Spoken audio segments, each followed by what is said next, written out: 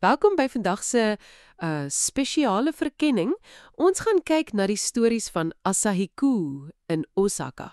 Ons het hierdie historiese rekords, plaaslike notas en selfs 'n paar nogal interessante staltjies.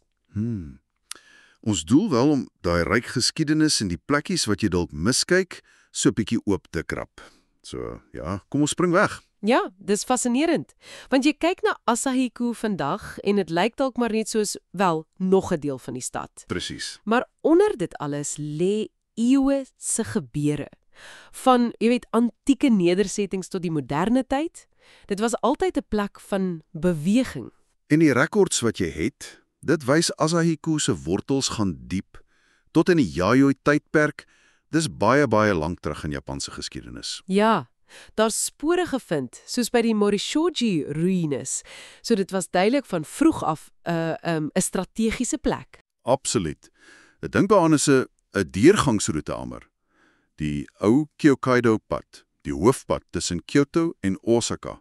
Dit het hier geloop. Oh ja, Gebruik deur samurai en selfs vir daai groot daimyo-optogte in die Edo-tydperk. Jy weet die feodale here.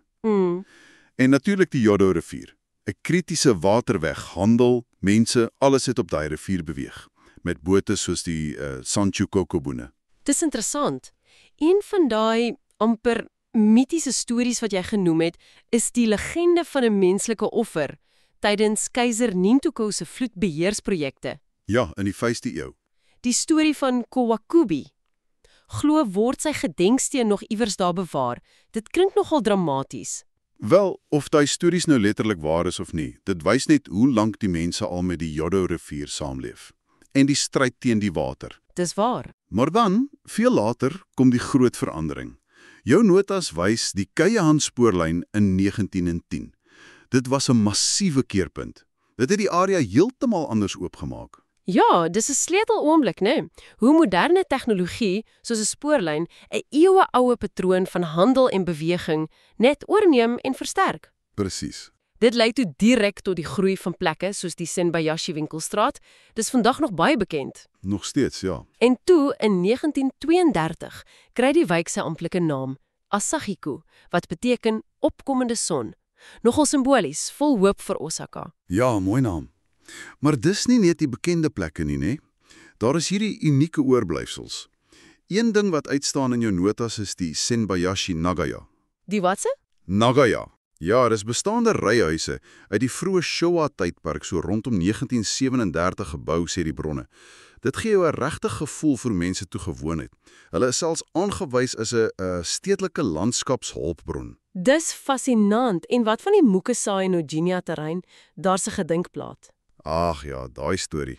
Vertel dit weer. Die 14de shogun, Tokugawa Iemochi, het glo daar oorgebly, maar die rede, Ja, die rede was nie een van 'n groot militêre strategie nie. glad nie. Hy was blykbaar net so beïndruk met die reuk van die soet olyfbome, die Mukasai in 'n tuin daar by die Jinja. Dis nou 'n administratiewe woning tipe ding. Dis amper komies. Mens wonder of die amptelike geskiedenis dit ook so onthou. Seker nie. Nog 'n klein detail wat 'n storie vertel. Die Asai Jizo standbeeld. 'n Jizo is mos 'n beskermende boeddhistiese figuur. Wel, volgens die oorlewering is sy neus beskadig. Hoekom? Want die bootsmanne op die ou waterweë, wat lankal nie meer daar is nie, het glo hulle lank pale teen sy gesig gedruk om die skerp draaie in die kanaal te maak. Regtig. Dis 'n ongelooflike detail. Dit skilder so 'n lewendige prentjie van daai alledaagse lewe en die waterweë wat nou weg is. Presies.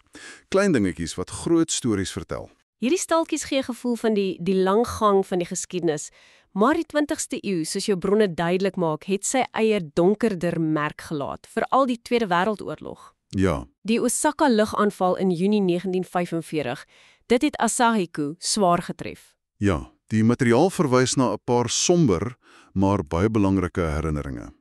Die Seninzuka-monument en Johoko Park. O ja, Dit is opgerig vir meer as 1000 slagoffers. Hulle het in die park geskuil tydens 'n aanval. En dan die Enmi-jizo, naby die Senbayashi winkelstraat. Dit herdenk slagoffers van 'n massiewe 1-ton bom. dis swaar goed. Hierdie plekke dra daai stil getuienis van die oorlog se koste. Dis belangrik om dit te onthou. Maar soos dit gaan, uit daardie vernietiging het herstel gekom. Senbayashi winkelstraat, wat die bombardering redelik goed deurstaan het vinnig weer 'n besige kommersiële sentrum geword. Ja, dit het nogal vinnig herstel. En interessant genoeg, dis ook die geboorteplek van groot supermarkettings. Daye se heel eerste winkel het hier oopgemaak in 1957. Dit het amper die begin van Japan se hele supermarkera ingelei. Dis nogal 'n ding, né? Van ou Markstraat tot die begin van die moderne supermark. Wat regtig uitstaan as ons alles saamvat, is hoe Asahiko se stories soos 'n klein weergawe is van Japan se groter geskiedenis. Hoe bedoel jy?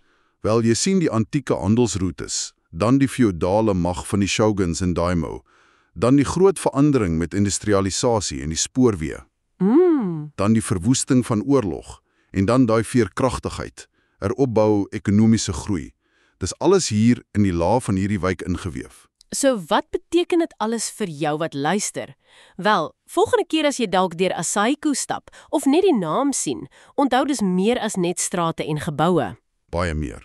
Dis 'n plek met diep wortels, onverwagse stories agter gewone mure. En ja, die echos van shoguns, ou legendes en die dramas van die 20ste eeu. En dit laat mens dink, hoe verander jou hele gevoel oor 'n plek, 'n skynbaar gewone woonbuurt, as jy weet van die spesifieke dinge wat presies daar gebeur het. Ja, Van 'n shogun wat oorbly oor 'n lekker reuk, tot daai baie tasbare herinneringe aan oorlog en hoe mense weer opgestaan het. Dis iets om oor na te dink, né?